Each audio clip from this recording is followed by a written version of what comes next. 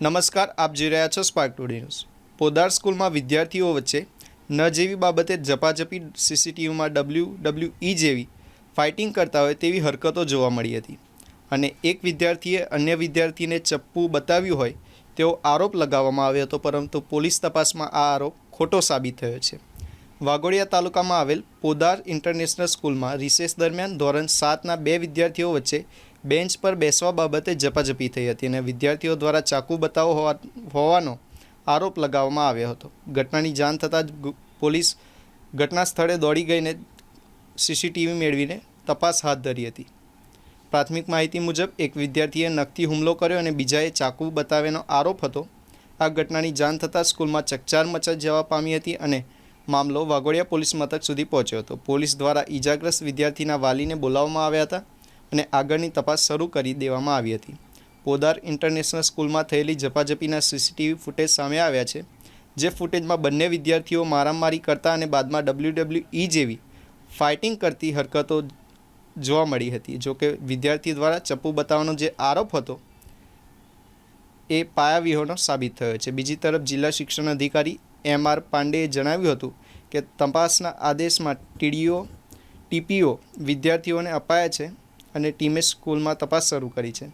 તેમણે સ્પષ્ટ કર્યું છે કે જો શાળાની ભૂલ સાબિત થશે તો કડક કાર્યવાહી કરવામાં આવશે. પ્રાથમિક અહેવાલ મુજબ સીસીટીવી ફૂટેજમાં મોટી ઘટના દેખાતી નથી, પરંતુ તપાસ હાથ ધરી તપાસ બાદ હકીકત બહાર આવશે. આ ઘટનાથી ચિંતા વધારી છે કે ટેલિવિઝન પર દેખાડવામાં આવતા WWE જેવા શોઝ બાળકોના માનસ પર નકારાત્મક અસર કરતા હોય છે. હાલ વાઘોડિયા પોલીસ સીસીટીવી ફૂટેજની ઝીણવટભરી તપાસ શરૂ કરી છે. સાથે જ વાલીઓને અનુરોધ કરવામાં આવ્યો છે કે તેઓના બાળકને વર્તન પર નજર રાખે, જેથી આવી અનિચ્છનીય ઘટના અટકાવી શકાય. આજરોજ સોશિયલ મીડિયા થકી એક મેસેજ ધ્યાને આવેલ કે અત્રેના પોલીસ સ્ટેશન વિસ્તારમાં આવેલ પોદાર ઇન્ટરનેશનલ સ્કૂલમાં 7મા ધોરણમાં ભણતા બે બાળકો વચ્ચે સામાન્ય ઝઘડો તકરાર થયેલ અને એમાં એક બાળકથી બીજા બાળકને નખ વાગી ગયેલ છે. અને સોશિયલ મીડિયામાં જે મેસેજ વાયરલ થયેલ છે તેમાં ચપ્પુ જેવું સાધન બતાવેલ છે એવો ખોટો મેસેજ વાયરલ થયેલ છે. હકીકતે સ્કૂલ મેનેજમેન્ટ અને બંને વાલીઓનો સંપર્ક કરતા આ જે બાળકો છે વિદ્યાર્થીઓ એનું સ્કૂલ બેગ વગેરે સામાન નિયમિત રીતે સ્કૂલમાં ચેક કરવામાં આવે છે. સ્કૂલમાં આ જે ઘટના બાદ જે વિદ્યાર્થીને નખની ઈજા થયેલ છે એને સ્ટાફ નર્સ હાજર હોય છે, એના થકી પ્રાથમિક સારવાર આપવામાં આવેલ અને એ ઘટના બાદ તુરંત બાળક ડાન્સ રૂમમાં ડાન્સ કરવા પણ ગયેલ છે.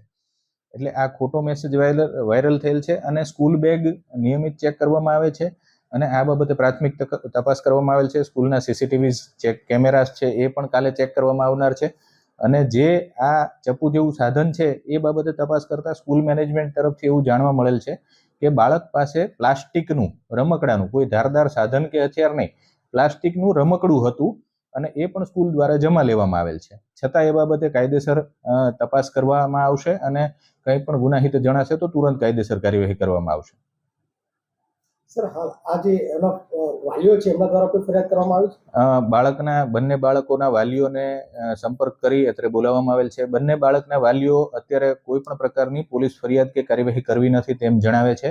એમને ફક્ત અને ફક્ત બાળકોના ઝઘડા બાબતે સ્કૂલ મેનેજમેન્ટમાં રજૂઆત કરેલ છે અને આ જે બાળકને ઈજા થયેલ છે તેનો મોટો ભાઈ પણ ત્યાં જ સ્કૂલમાં 10મા ધોરણમાં ભણે છે અને એને પણ અગાઉ બીજા બાળક સાથે ઝઘડો થયેલો ત્યારે સ્કૂલ મેનેજમેન્ટ તરફથી માફીપત્ર પણ લખાવવામાં આવેલ છે.